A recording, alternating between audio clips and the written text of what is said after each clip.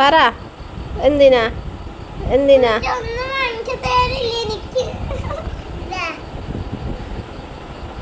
എന്തിനാ ഞാൻ നിനക്ക് ഗിഫ്റ്റ് വാങ്ങി തന്നെ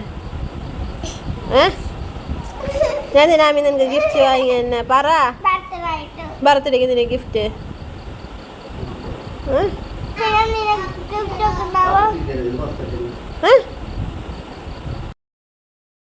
ഹലോ കൂട്ടുകാരെ, എല്ലാവർക്കും എൻ്റെ വീഡിയോയിലേക്ക് സ്വാഗതം. അപ്പോൾ അതാ ആമി പറയണത് കേട്ടില്ലേ? ആമിയുടെ ബർത്ത്ഡേ ആയിരുന്നു കേട്ടോ. ആമി ഭയങ്കര വിഷമത്തിലായിരുന്നു. ആമിക്ക് ഗിഫ്റ്റൊന്നും ഇല്ല എന്ന് വിചാരിച്ചിട്ട് ഞാൻ പറഞ്ഞു ഗിഫ്റ്റൊന്നും വാങ്ങണ്ട.